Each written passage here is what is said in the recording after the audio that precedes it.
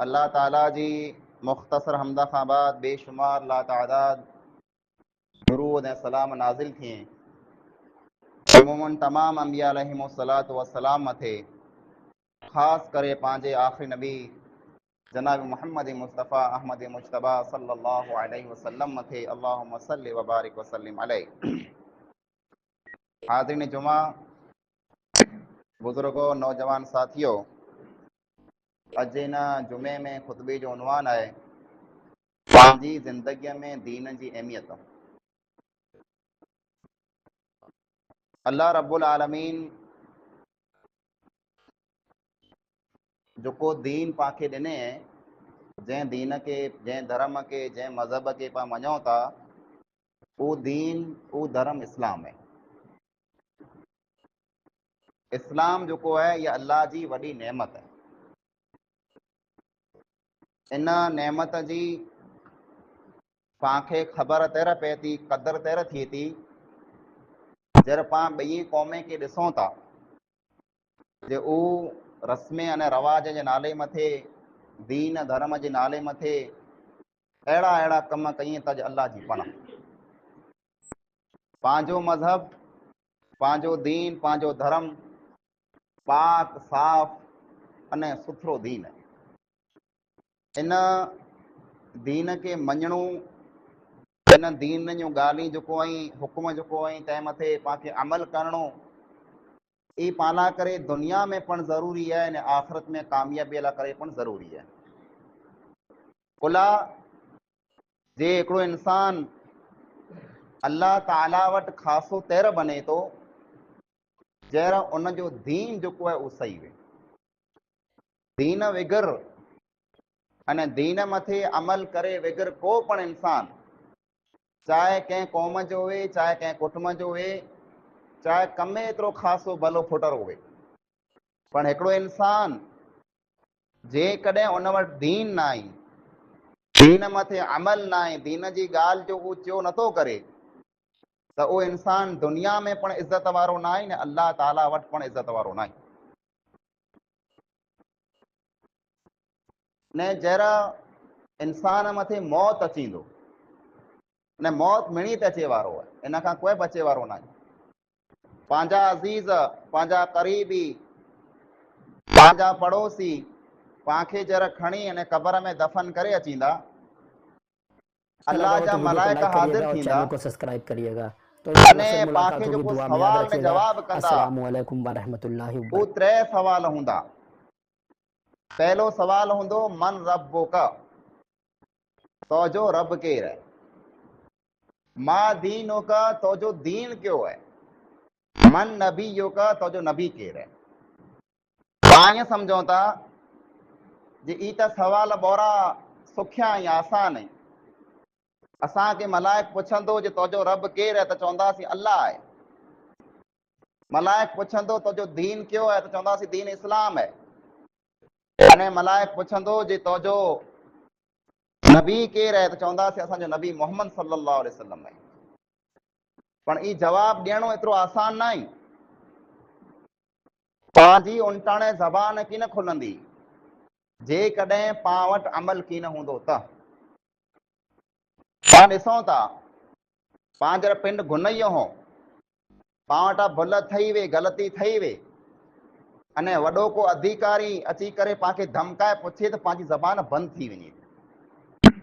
डप अने ख़ौफ़ जेको आहे बुछड़ो आहे। ईअं ज पंहिंजा दुनिया में अमल जेकॾहिं ख़ासा की न हूंदा, पां दीन मथे जेकॾहिं अमल की न कयो हूंदो, खाली नाले जा पां मुसलमान हूंदासीं, त क़बर जे पहले 3 सवाल में पां मुंझी पवंदासीं। अने जेको इंसान क़बर में जा आजो न थी सघे, उहो अॻियां पण आजो की न थी सघे। उस्मान गनी रज़ी अल्लाह ताला अन्हो जेको अहिड़ा नेक साहिबी हुआ, अहिड़ा नेक साहिबी हुआ जे नबी सल्लल्लाहु अलैहि वसल्लम हिकिड़ी जॻह मथे उन्हीं के 7 फेरा जन्नत जी बशारत ॾिनो। चए उस्मान जन्नती है, जन्नती है, जन्नती है, जन्नती है, जन्नती है, जन्नती है। अहिड़ा इंसान जे अल्लाह जा मलाइक पण उन साहिबीअ जी हया कंदा। अहिड़ा इंसान जंहिंखे नबी सल्लल्लाहु अलैहि वसल्लम ईअं चयो, जे उस्मान अॼु ॾींहुं पुठियां तूं अमल कई की न कई, अल्लाह जन्नत तोखे ॾेई ॾिने। पण जरा क़बर मथे अचींदा हुआ, एतिरो रुअंदा हुआ, एतिरो रुअंदा हुआ, एतिरो रुअंदा हुआ, ये ॾाढ़ी सॼी पुसी पवंदी हुई। पोइ जंहिं ज़मीन मथे वेठल हूंदा हुआ उहो ज़मीन पण पुसी पवंदी। ॿिया माण्हू पुछंदा हुआ, ऐं उस्मान जरा जन्नत जो ज़िक्र थिए, दोज़ख जो ज़िक्र थिए, क़यामत जो ज़िक्र थिए, तेरा ऐं एॾो रुओ नथा, पर क़बर मथे अची करे हेॾो कुला रुओ था। उस्मान रज़ी अल्लाह ताला अन्हु जवाब ॾींदा हुआ, जे मूं मुंहिंजे रसूल सल्लल्लाहु अलैहि वसल्लम वटां सो आहे कि क़बर जेको आहे ये आख़िरत जी पहली मंज़िल है, पहली पटकी है, पहली सीढ़ी है। जेको इन मां उकरी पार थी वियो उहो अॻियां पण पार थी वेंदो, अने जेको हिते पार न थी सघे उहो अॻियां पण पार की न थी सघंदो। अने इंसान पार तेर थींदो जहिड़े इंसान वटि दीन हूंदो अने दीन मथे अमल हूंदो। पंहिंजो दीन, कई माण्हू अहिड़ा पण वें था जे उन्हीं खे इहा पण ख़बर नथी पए जो असांजो दीन कयो आहे। पुछो दीन कयो आहे, कहिड़ी ख़बर कयो दीन आहे। नबीअ जो नालो कहिड़ो आहे, नबीअ जो नालो पाणखे नथो अचे। त पंहिंजो कलमो कयो आहे, कलमो पाणखे नथो अचे। त मुंहिंजा अज़ीज़ ॿाहिरो ई मड़े पाणखे सिखियो खपे। इस्लाम पंहिंजो दीन जेको आहे पाणखे मिलियो आहे त नबी सल्लल्लाहु अलैहि वसल्लम वटां जले अॼु ॾींहं सूदी 1450 वर थिया आहिनि। इन 1450 वरे में साहबा किराम वटां अॼु ॾींहं सूदी माण्हू महिनत कयूं आहियूं जरा ही दीन पाणखे मिलियो आहे। अने इन दीन वग़ैर पाण हिकिड़ो सेकंड पण दुनिया में ज़िंदगी गुज़ारे नथा सघूं। भला पाण हिते दुनिया में आया आहियूं त मौज मस्ती करे लाइ करे न ई आयासीं। हिन दुनिया में पाण ऐश करण न ई आयासीं। हिन दुनिया में पाण लहर करण न ई आयासीं। अरे दुनिया त एतिरे लाइ करे अल्लाह बनाए जो अल्लाह पाणखे आज़माए थो। अल्लाह पाणखे आज़माए थो, लियब्लुवकुम अय्युकुम अहसनु अमला। अल्लाह आंजो इम्तिहान गिने थो, अल्लाह आंजी परीक्षा गिने पियो। कुरे जी परीक्षा, कुरे जो इम्तिहान, कुरे जो टेस्ट, अल्लाह आंजो ई इम्तिहान गिने थो जो आम जा ख़ासे मां ख़ासा अमल केरु करे अचे थो। जीअं पंहिंजा बच्चा पढ़ंदा वें, भणंदा वें, परीक्षा अचे, एग्ज़ाम अचे, महिनत कईं, ख़ासा टका अचे, पाण माइट राज़ी थियूं था, उन खे शाबाशी ॾियूं था, उन खे पाण इनाम ॾियूं था कि पुत्र तूं परीक्षा में पास थी वें। ईअं ज अल्लाह ताला पंहिंजी परीक्षा गिने पियो। कंहिंजी हिकु परीक्षा हलंदी 30 वर, कंहिंजी 40 वर, कंहिंजी 50, 60 न 70 वर, इहा परीक्षा हले पई। अने तंहिंमें हिकिड़ो ॾींहुं ख़ाली न आहे, हिकिड़ो कलाक पण ख़ाली न आहे, हिकिड़ो मिंट पण ख़ाली न आहे। 24 कलाक पंहिंजो इम्तिहान चालू पियो आहे। पंहिंजी ज़बान मां को हिकिड़ो अखर निकिरे थो, हिकिड़ो अखर अल्लाह जा मलाइक उनखे लिखें पिया। अने अल्लाह जे नबी सल्लल्लाहु अलैहि वसल्लम त इस तरह फरमायो कि इंसान कॾहिं क पिंड जी ज़बान मां को अहिड़ो अखर कढे थो, पिंड जी ज़बान मां को अहिड़ो अखर कढे थो जे इंसान खे ख़बर नथी हुई जे मूं कहिड़ो ख़तरनाक अखर ज़बान मां कढी छॾियो। उन हिकिड़े अखर जे कारणे अल्लाह ताला उन इंसान खे दोज़ख में दाख़िल करे छॾे थो। हिकिड़ो ज अखर, ज़बान जो हिकिड़ो ॿोल इंसान खे दोज़ख में खणी वञे थो। अने कॾहिं क इंसान पिंड जी ज़बान मां को अहिड़ो सुठो भलो बहितर ख़ासो अखर कढे थो जे उन हिकिड़े अखर जे कारणे, उन हिकिड़े लफ़्ज़ जे कारणे, हिकिड़े शब्द जे कारणे अल्लाह ताला उन इंसान खे जन्नत में दाख़िल करे छॾे थो। त पंहिंजा जन्नत में दोज़ख में वञे जा फ़ैसिला हर सेकंड मथे थिए पिया। ॼाणे किन अमल जे कारणे, किन ॿोल जे कारणे, किन ॻाल्हि जे कारणे पाण जन्नतीअ बनी वञो, अने किन ॻाल्हि जे कारणे पाण दोज़ख बनी वञो, पाण खे कीअं ख़बर न आहे। एतिरे हिकिड़ो मुस्लमान हिन दुनिया में हिकिड़ी विख खणे थो त सोचे ने वीचारे खणे थो। हिकिड़ो ज़बान मां अखर कढे थो त सोचे ने वीचारे कढे थो जे ही जेको अखर आउं ज़बान में कढां थो अल्लाह ताला हिन में राज़ी आहे कि अल्लाह ताला नाराज़ आहे। अक्सर पाण वटि जरा मौत जो टाइम अचे त पाण ॾिसूं था जे केतिरी बेसबराई वेठी। ख़ासि करे औरतें में क़िस्मे क़िस्मे जा विलाप पार अने ज़बान मां अहिड़ा अखर कढणा जे अल्लाह ताला खे नाराज़ करे विझणो। पाण ई पण ज़बान से सुणो था कंहिं औरत जो जेकॾहिं पुत्र गुज़ारे वञे त नऊज़ु बिल्ला अल्लाह जी पनाह अहिड़ा अखर न कढिया खपे, पर औरतूं ऐसि ताईं चवनि थियूं जे मुंहिंजो जो पुत्र मिलियो अल्लाह खे, दुनिया में ॿिया न हुआ। ई कुफ्र आहे, कुफ्र जा कलमा ऐं कुफ्र जा अखर ऐं हिकिड़े अहिड़े अखर जे कारण इंसान दोज़खी बनी वञे। अहिड़ा कई ज़बान मां पाण अखर कढूं था। जंहिं इंसान खे औलाद न मिले त इंसान ज़बान से चए थो जे मूला करे अल्लाह वटि पण खुटी रहियो आहे। अल्लाह वटि न आहे खुटियो, अल्लाह तुंहिंजी परख गिने पियो, अल्लाह तुंहिंजे सब्र जो इम्तिहान गिने पियो, अल्लाह तोखे आज़माए पियो जे तूं केतिरे में आहीं। कई नबी गुज़री विया, अल्लाह उन खे औलाद कीन ॾिने हुई। कोई इंसान बीमार थी थो त बीमारीअ में जरा सब्र न थिए तहिड़ा इंसान पिंड ज़बान मां अखर कढे थो जे मूं अल्लाह जो कहिड़ो ॾोह कयो आहे जेको मूं मथे हेॾियूं बीमारियूं अचनि थियूं। न मुंहिंजा अज़ीज़ भाउ, अयूब अलैहिस्सलाम खे निहारियो, बिस्तरे मथे अहिड़ो उनईअ वरियो, बिस्तरे मथे कटियो। नबीअ जो कहिड़ो ॾोह हो, नबीअ जी कहिड़ी ग़लती हुई? नबीअ त ख़ताए खां गुनाह खां पाक वेंता, मासूम वेंता, पण बिस्तरे मथे अहिड़ो न उनईअ वरिया पिया आहिनि। मड़े हथ कढी विया कोन, जिस्म में कीड़ा लॻी विया, कीड़ा। पण अल्लाह रब्बुल आलमीन खे सॾ कयो त अन्नी मस्सनी यज़ुर्रु, अल्लाह तकलीफ़ मूं मथे पुॻी आहे, मूंखे तकलीफ़ आहे, ऐं ॾुख में आहियां, तकलीफ़ में आहियां। व अंत अरहमुर राहिमीन, अने तूं रहम कंदड़ आहीं। ज़बान मां ईअं न चओ तकलीफ़ खे दूर कर, थी सघे अल्लाह ताला नाराज़ थी पए जे ए अयूब मूं तोखे बीमारी ॾिनी, आज़मायो, अने तूं बेसब्रो थी पए। एतिरे लाइ करे ज़बान मां ईअं पण न चओ जे अल्लाह तूं मूंखे शफ़ा ॾे, बीमारी खे दूर कर, न, ए अल्लाह आऊं बीमार आहियां, तूं अरहमुर राहिमीन आहीं। ई मड़े पंहिंजी ज़बान मां ॿोल जेको पाण बेसबराई जा कढूं था, कुफ्र जा ॿोल कढूं था, पाण खे ख़बर पण नथी वे, अने पाण हिकिड़े अखर जे कारण कॾहिं क दोज़ख में हलिया वञूं था। एतिरे लाइ करे जे पाण खे ख़बर न आहे जे पंहिंजे दीन में हिकिड़ो सही आहे न हिकिड़ो ग़लति आहे। जैसे दीन जी पाण खे ख़बर की न हूंदी, जैसे पाण दीन सिखंदासीं की न, जैसे पाण दीन सम्झंदासीं की न, पाण अमल की न करे सघंदासीं। अने ही त अल्लाह जो एहसान है जे पाण खे अल्लाह मुसलमान बनाए हैं।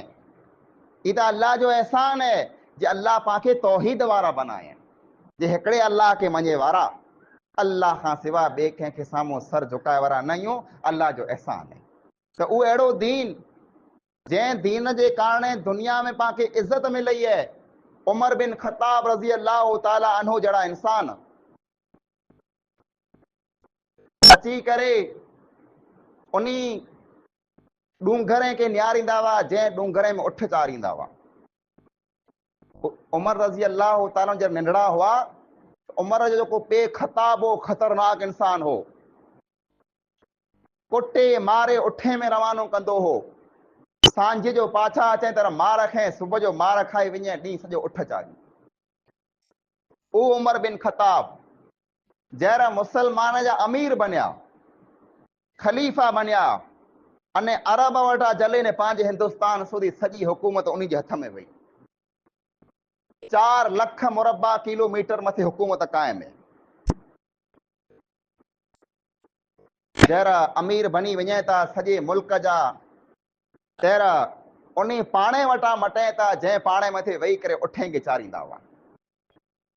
तहिड़ा पिंड पिंड खे चवनि था ऐं उमर तूं ऊज उमर आई न, इन पाणे मथे वेही करे उठ चाढ़ींदो वई। तो जो पे जर सांझ जो वरी वञे तर तोखे मार कढे, जे अॼु उठ लांघे आया ऐं ठाहे बना चारे न आया। सुबुह जो वरी तोखे मार कढी रवानो करे, ऐं उमर तूं त ऊज आई, तोखे तैर मिणी कता वधारे द्रब तो जे पे जो हूंदो जे पे सांझ जो मूंखे मारींदो न कुटींदो। पण ए उमर नार, तोखे अल्लाह रब्बुल आलमीन अॼु हिन सॼे मुल्क जो बादशाह बनाए छॾे जे ए उमर अॼु तूं अल्लाह खां सिवा ॿिए कंहिं नथो दिरिजे, कॾहिं क ऊ पण ॾींहुं हो जे पियनो दिरिजी करे तूं उठे में वेंदो वञे। ये इज़त उमर तोखे मिलई त इस्लाम जे कारण मिलई आहे न जहिर। पण ए उमर तूं इज़त खे जेको अल्लाह ताला तोखे दीन जे कारण इस्लाम जे कारण ॾिने, ॿिए किथ क न्याण वेने त तूं ज़लील थी वेने। इन इस्लाम में जो रहो, अल्लाह तोखे इज़त वधारे ॾींदो। इस्लाम में इज्जत है, मान है, मर्तबो है। ने अज पण माड़ो उन माड़ो जी इज्जत कई था जो दीन मथे अमल करे तो। भले पां वटि पैसो वे, भले पां साहूकार हो, भले दुनिया जे कंहिं वॾे उहिदे मथे पां हो, पण अज पण उन इंसान जी इज्जत वधारे है जंहिं वटि दीन है, जंहिं वटि इल्म है, जंहिं वटि अमल है।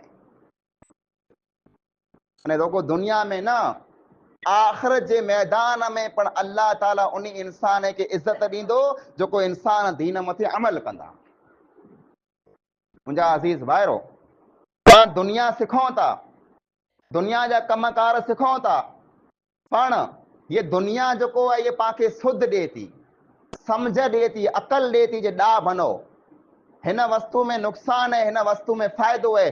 दुनिया पाके सिखाए थी, दुनिया जो शिक्षण पाके सिखाए तो, पण दीन जो है ये पाके अकल पण ॾे थो ने पाके नीकी पण ॾे थो। दुनिया पाके नेक की न बनाईंदी, पण दीन पाके नेक बनाईंदो। जरा पा दीन सिखंदासीं, दीन के समझंदासीं, तेरा दीन पाके सिखाए तो जे कंहिं पण इंसान के करे धोखो न ॾियो। न त दुनिया जा पढ़ल लिखल इंसान वॾी वॾी डिग्री वारा पण वॾे वॾे कमे में भ्रष्टाचार कई, कौभाड़ कई, अने सॼी क़ौम जो नुक़सान कई। किरोड़ जा रोड बनाई, ॿिए महीने जो त्रुटी न फाटी वञे। वॾा वॾा इंजीनियर जंहिं वटि वॾियूं वॾियूं डिग्रियूं, बिल्डिंग बनाई, भ्रष्टाचार कई, ॿिए महीने बिल्डिंग किरी पई थी, माण्हू मरी वञे था।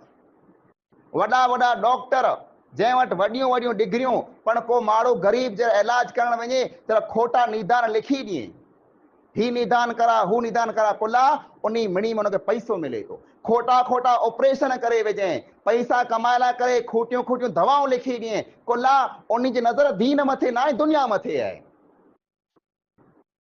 पण हिकिड़ो इंसान जर दीन वारो वे तो तर हमेशा ई सोचे तो जे मुझे दीन मुखे ई डस ॾिने जे आउं कंहिं मुसलमान भा मथे हेतिरो पण ज़ुल्म न कयां।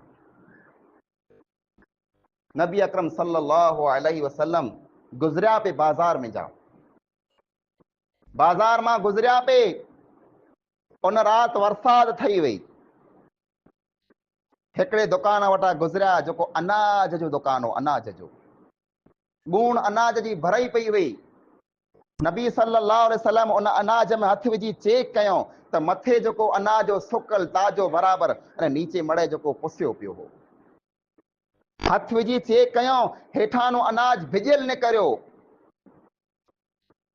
दुकान वारे के पुछो ही करो है, मथे सुकल खासो अनाज रखे अने हेठ जो है डटे छड़े है, उ मड़े नीरो है, भिजियल है, ही करो कहीं तो। तर उन इंसान चे अल्लाह जा नबी सल्लल्लाहु अलैहि वसल्लम जे कदे उ पुसियल अनाज मथे रखा तो को गिनंदो की न। तैला करे उन अनाज के मुंह लिकाए छड़ियो है, ढके छड़ियो है, अने ही मथे रखियो जे माड़ो गिनी वने मन। ज़बान मा मदीने जे मीर जी ज़बान मा अखर ने करें था, मन गशना फलैस मिन्ना, जो को माड़ो धोखो दे वो मुसलमान आए जना। कितने के पा धोखा दे छड़िया। माल गो में विकणी वे तेनो मांदा 3-4 टाइम डोज न समझणी थी, बराबर खन खारायो, गिराक अचे त हिकड़े टक मथे 20 लीटर ॾे थी, ने गिराक के सामो ॾोई ॾेखारियो, हाँ 20 लीटर खीर निकरियो है, तो 3 ॾींहं थानो के ॾोधेज न आई। गिराक घरे खणी वञे त लीटर पण न निकरियो हुन में जा, धोखो है, ठगी है, मोबाइल फिटल है, पण इन में कीअं फॉल्ट न आहे। ऐं तोखे अल्लाह जो सौ खणी ॾियां तो, घरे वियो मोबाइल फिटी पई। अहिड़ा त पाण ॾींहं में कई माण्हू के धोखा ॾियूं था, कुल्ला पांखे ख़बर न आहे जे पंहिंजे दीन सिखाए जेको इंसान धोखो ॾे तो मुसलमान ज न आहे। तू 2 रुपया कमाए लाइ, तू माण्हू के ठगे लाइ, तू सम्झे तो सुध वारो आहियां, तू सम्झे तो अकलमंद आहियां, हुनके ठगे आयोसि, हुन वटा पैसा कढी आयोसि, हुन वटा कढी आयोसि, ऐं अकलमंद आहियां। न न, अकलमंद न आहीं, तू दीन जी नज़र में मिणी खां वधारे बेवकूफ़ आहीं। दीन जी नज़र में अकलमंद इंसान उहो है जो ॿिए लाइ करे ख़ैर खावे। नबी अकरम सल्लल्लाहु अलैहि वसल्लम फरमायो, खैरुकुम खैरुकुम खैरुकुम लिन्नास, फरमायो आम जा बेहतर इंसान उहो है, खैरुन नास मनफउ लिन्नास, माण्हू मां बेहतर इंसान उ मन अनफउ लिन्नास, जो वधारे मां वधारे माण्हू लाइ करे फ़ाइदेमंद वे।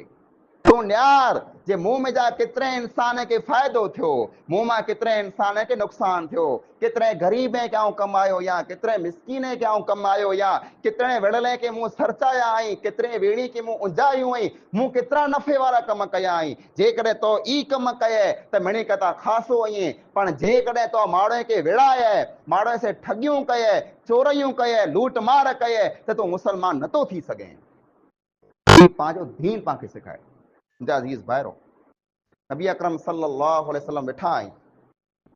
उमर बिन ख़त्ताब रज़ी अल्लाह ताला अन्हु बयान कई था जे हिकिड़ो इंसान आयो, अने आयो इन हालत में जे सफ़ेद कपड़ा पहिरियल हुआ, अछो वॻो चिट्टो पहिरियल, जंहिं मथे जराख पण धूड़ न वई, जराख पण मैल न हो, अने वार बिल्कुलु चमकंदल।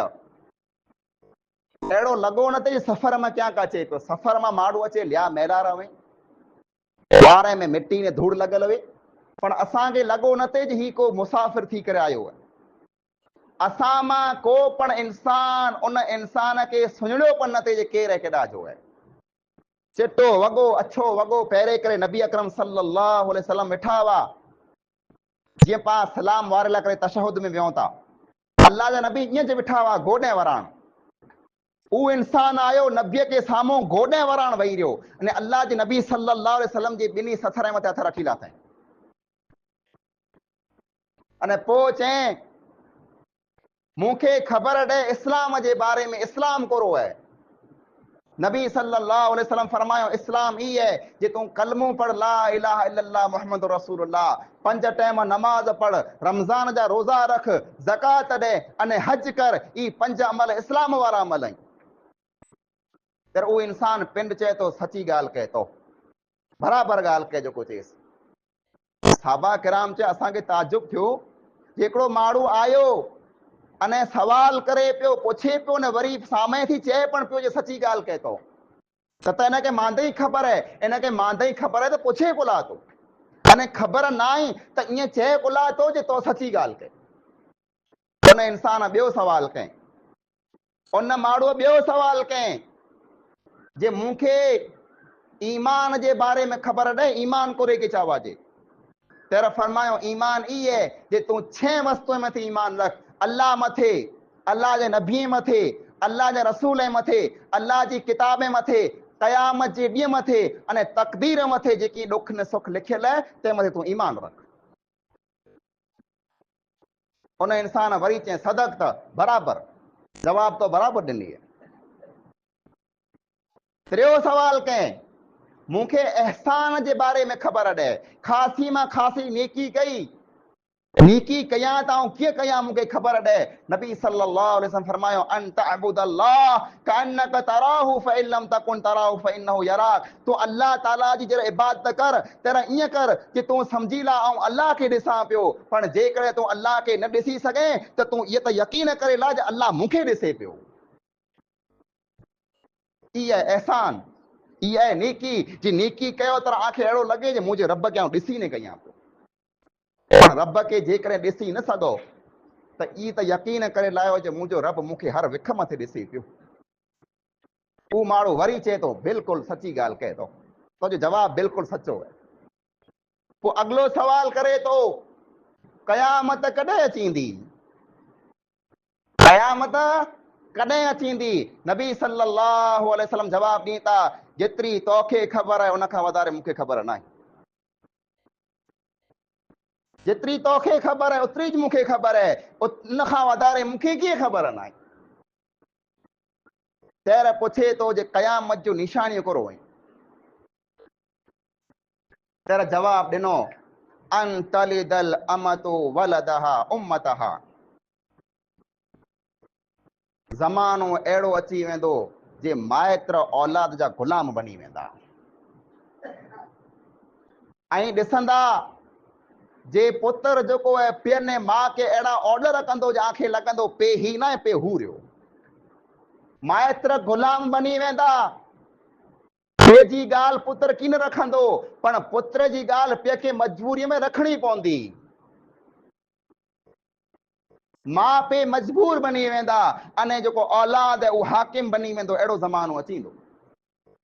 अने ऐं ॾिसंदा ये अहिड़ा माण्हू जेको पॻे उभराणा आङे उघाड़ा अहिड़ा माण्हू हूंदा जंहिं वटि पहिरें लाइ करे लिबास की न हूंदो, जंहिं वटि पहिरें लाइ करे जोड़ो की न हूंदो, पर उन मथे अहिड़ो दौर अचींदो जे उहे वॾियूं वॾियूं बिल्डिंग बनाईंदा।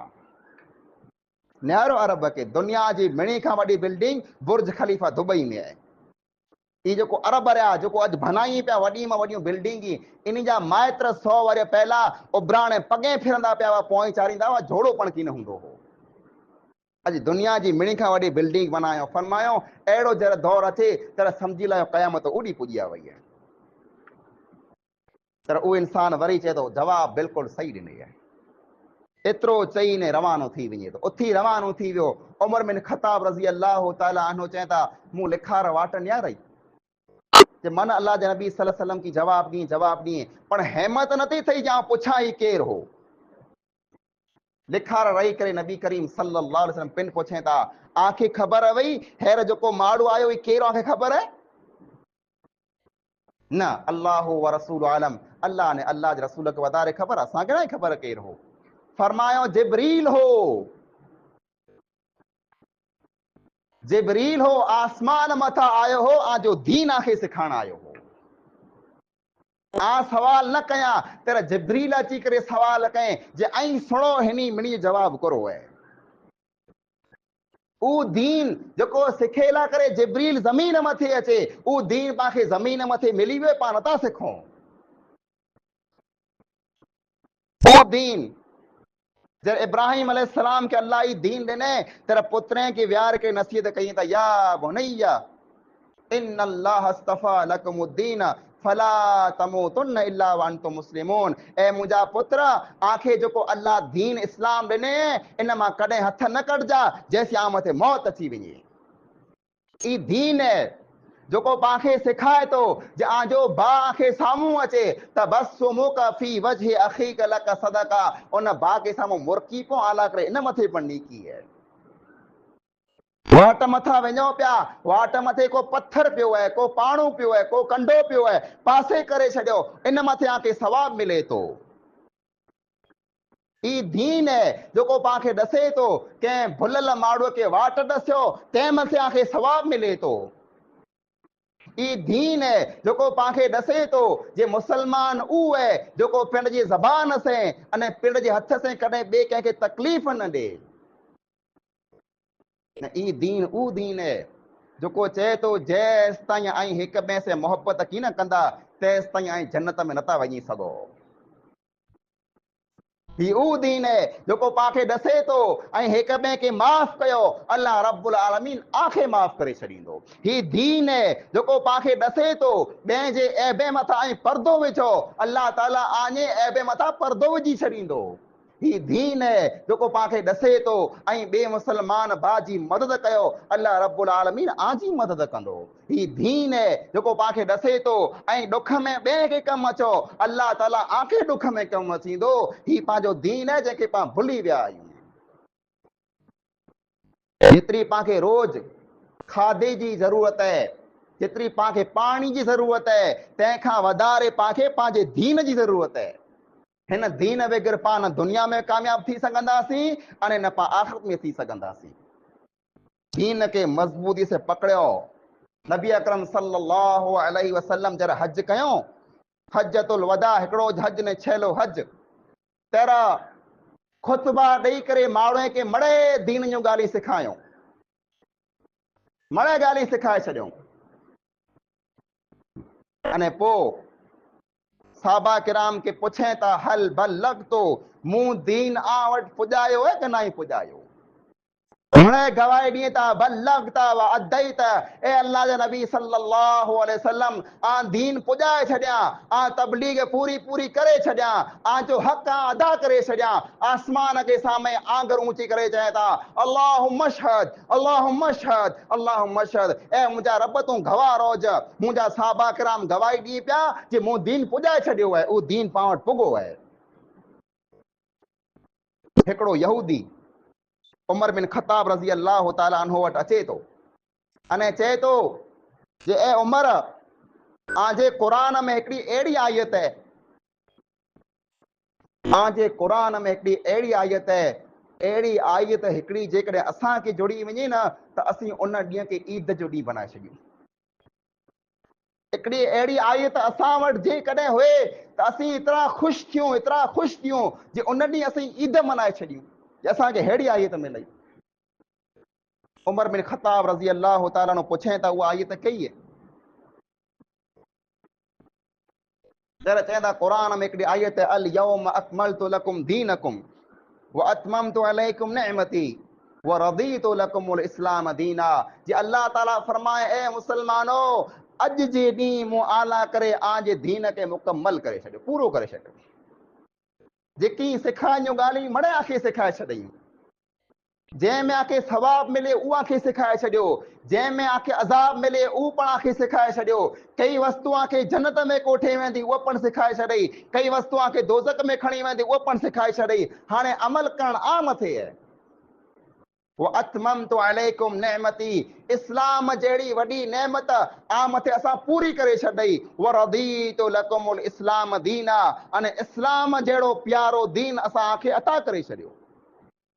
यहूदी चए थो हीअ हिकिड़ी आयत जेकॾहिं असांखे मिले न त जंहिं ॾींहं में इहा आयत असांखे मिले असां लाइ करे उहो ॾींहुं ईद जो ॾींहुं हुए। उमर बिन ख़त्ताब रज़ी अल्लाह ताला अन्हु चए था तोखे इहा ख़बर न आहे जिन ॾींहुं हीअ आयत असांखे मिलई आहे असां लाइ करे उहो ॾींहुं ईद जो ॾींहुं आहे। चए कीअं? चए जिन ॾींहुं हीअ आयत मिलई, हीअ आयत उतरई, उन ॾींहुं नबी सल्लल्लाहु अलैहि वसल्लम पिन जी उठड़ीअ मथे वेठल हुआ, हज जो मौक़ो हो, साहबा किराम बड़े मौजूद हुआ। अने जिन ॾींहुं इहा आयत उतरई उहो जुमे जो ॾींहुं हो, ने मुसलमान लाइ करे जुमे जो ॾींहुं ईद जो ॾींहुं आहे। ई दीन आहे। हिन दीन मां जेकॾहिं पां हथ कढंदासीं अल्लाह फरमाए वमन यबतगी गैरल इस्लाम दीनन फलन युक़बल मिन्हु व हुव फिल आखिरति मिनल खासिरीन। जेको इंसान इस्लाम में जा हथ कढी लाए, दीन मां हथ कढी लाए, दीन मथे अमल न करे, ॿिए कंहिं दीन मथे हले, समाज पुठियां हले, रस्म रवाज पुठियां हले, अल्लाह ताला फरमाए थो इन जो अमल असां वटि क़बूल की न थींदो।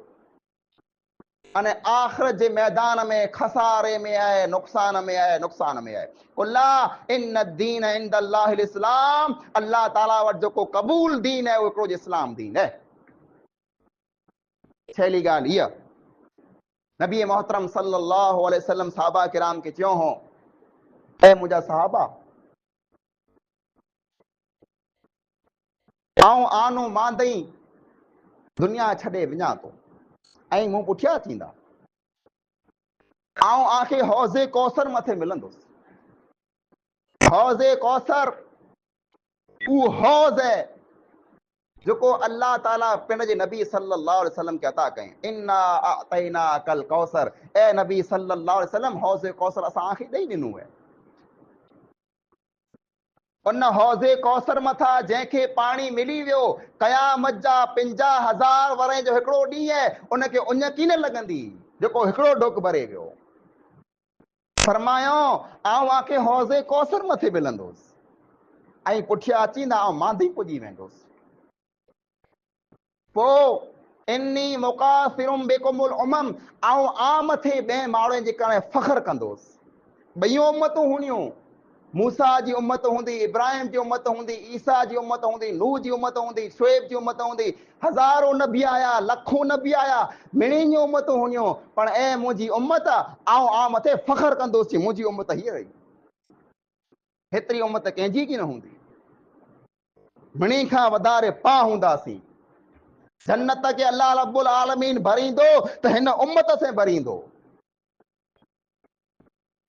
फरमायो आऊं आ मथे फ़ख्र कंदोसि हीअ मुंहिंजी उम्मत है। पोइ नबी सल्लल्लाहु अलैहि वसल्लम फरमायो हिकिड़ी ॻाल्हि जेको मेन ॻाल्हि आहे उहा ॻाल्हि ई आहे फला तुसव्विदु वजही, ऐं उते मुंहिंजे मुंहं खे कारो न कराइजा। आऊं त इहो उमेद रखी वञा थो जे आऊं हौज़े कौसर मथे वञा थो ऐं पण नेकियूं खणी उते पुॼंदा, मूंखे उमेद आहे, पर हिकिड़ी ॻाल्हि आखे चवां थो जे उते मुंहिंजे मुंहं खे कारो न कराइजा, उते मुंहिंजी बेइज़ती न कराइजा। वधारे अची करे हौज़े कौसर मथे पुॼजा, लखें जी तादाद में, करोड़नि जी तादाद में, जे आऊं चां जे हाँ ॾिसो मुंहिंजी उम्मत केतिरी आ वई आहे। पां जेतिरा वधारे नेक हूंदासीं, पां जेतिरा वधारे अमल वारा हूंदासीं, पां जेतिरा वधारे नमाज़ी हूंदासीं, एतिरा वधारे हौज़े कौसर मथे पुॼंदासीं त अल्लाह जे नबी सल्लल्लाहु अलैहि वसल्लम जो फ़ख्र ते सर ऊंचो थी वेंदो। पोइ फरमायो जे आऊं हौज़े कौसर मथे उभो हूंदुसि त मुंहिंजी उम्मत जा माण्हू अचींदा, आऊं उन खे सुञणंदुसि पियो जे ही मुंहिंजी उम्मत जा माण्हू आहिनि। कीअं सुञणंदुसि? हथ पग चेहरो मणे चमकंदा पिया, थोरे जे कारण चमकंदा, पाउडर लगाए अचींदा, मेकअप करे अचींदा न, वुज़ू कयो होनो, वुज़ू जिते जिते मसो जो पाणी पगो हूंदो, क़यामत जो ॾींहुं उहे मणे अंग चमकंदा पिया। तर मूंखे ख़बर पई वेंदी ही मणे मुंहिंजी उम्मत जा माण्हू आहिनि जंहिंजा अंग चमके पिया। उहे मणे जन्नत के सामा अचींदा, पुठियां ॿिया पण कई माण्हू अचींदा, उन खे अलाह जा मलाइका रोके लाहींदा ऐं हौज़े कौसर मथे नथा वञी सघो, उभी रहो हिते। नबी सल्लल्लाहु अलैहि वसल्लम फरमायो त आउं मलाइके खे चवंदुसि जे ए मलाइको, ए फ़रिश्तो, हिन माण्हू खे छॾियो, ही मुंहिंजी उम्मत जा आहिनि। मलाइका चवंदा ए अल्लाह जा नबी सल्लल्लाहु अलैहि वसल्लम, आंखे ख़बर न आहे, आंखे न आहे ख़बर जे ऐं दुनिया खे छॾे विया तैनू पुठियां इन माण्हू आंजे दीन जी हालत करो कयो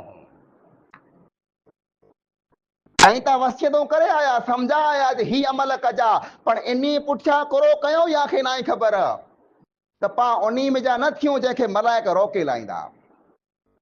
ॾिसंदासीं पिया, पां वञे पिया पाणू मांद, हौज़े कौसर जो पाणी पी पिया, नबीअ से हथ मिलायूं पिया, जन्नत में वञे पिया, नबीअ के साम्हूं मुस्कुरायूं पिया, ॻाल्हियूं कयूं पिया, खिले पिया, अने पां उम्मतीअ पां पुठियां रही वेंदासीं, पां खे मलाइका रोके लाहींदा अने ॿिए पासे रवानो करे छॾींदा। कुल पां वटि अमल कीन हूंदो, पां वटि दीन कीन हूंदो।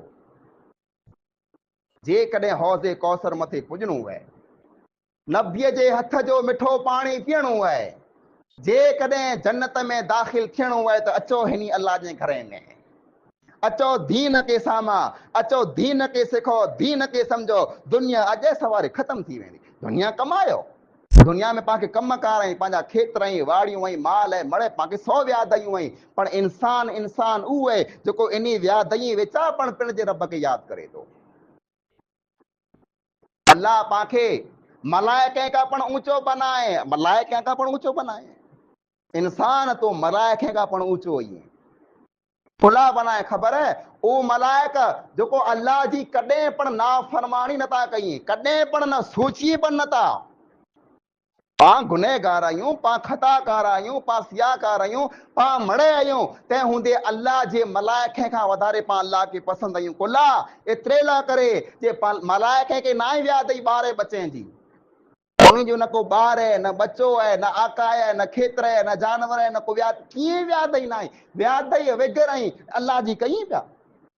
पाण खे त 100 व्याधयूं आहिनि, खेत्र जी पाण खे व्याधई, माल जी पाण खे व्याधई, मजूरी जी पाण खे व्याधई, कुटुंब जी पाण खे व्याधई, बीमार जी पाण खे व्याधई, दुनिया जूं हज़ार व्याधयूं पाण खे आहिनि। इन व्याधई विचा, इन खेत्र विचा, इन वाड़ीअ विचा, इन माल विचा, मजूरी विचा, जॾहिं पां अल्लाह जे घर में अची करे अने अल्लाह खे सजदो कयूं था न, अल्लाह रब्बुल आलमीन मलाइके के साम्हूं फ़ख्र करे तो, न्यारो मुंहिंजो बानो आयो आहे, ही आयो आहे, ही अल्लाह खे पसंदि आहे।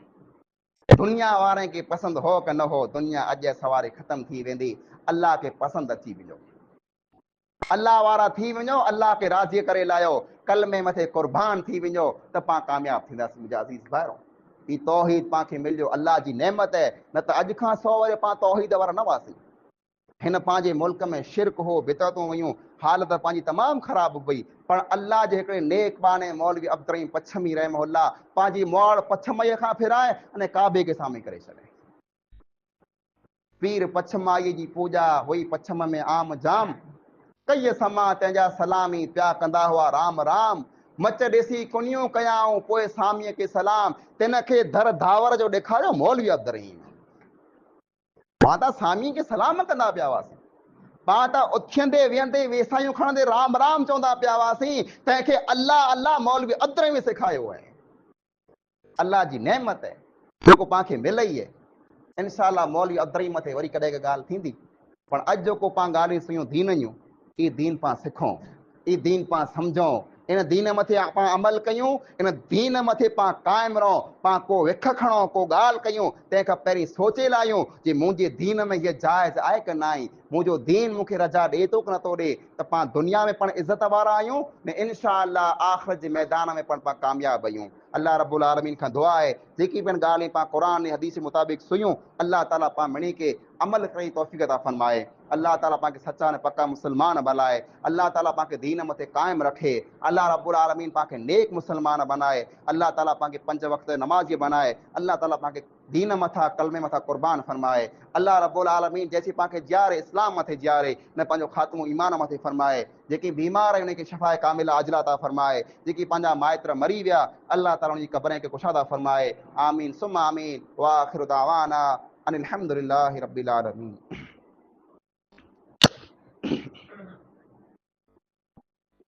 इन्नल हम्दुलिल्लाहि नहमदुहु व नस्तईनुहु व नस्तगफिरुहु व नऊज़ु बिल्लाहि मिन शुरूरि अनफुसिना व मिन सय्यिआति अमालिना मन यहदिहिल्लाहु फला मुदिल्ल लहु व मन युद्लिल फला हादिय लहु व अशहदु अन ला इलाहा इल्लल्लाहु वहदहु ला शरीक लहु व अशहदु अन्न मुहम्मदन अब्दुहु व रसूलुहु अम्मा बाद अऊज़ु बिल्लाहि मिनश शैतानिर रजीम बिस्मिल्लाहिर रहमानिर रहीम इन्नल्लाहा व मलाइकतहु युसल्लूना अलन नबी या अय्युहल्लज़ीना आमनू सल्लु अलैहि व सल्लिमू तस्लीमा अल्लाहुम्मा सल्लि अला मुहम्मद व अला आलि मुहम्मद कमा सल्लैता अला इब्राहीम व अला आलि इब्राहीम इन्नका हमीदुम मजीद अल्लाहुम्मा बारिक अला मुहम्मद व अला आलि मुहम्मद कमा बारकता अला इब्राहीम व अला आलि इब्राहीम इन्नका हमीदुम मजीद। इबादल्लाह लगा हो तो वीडियो को लाइक करिएगा और चैनल को सब्सक्राइब करिएगा। तो इंशाल्लाह फिर मुलाकात होगी, दुआ में याद रखिएगा। अस्सलामु अलैकुम व रहमतुल्लाहि।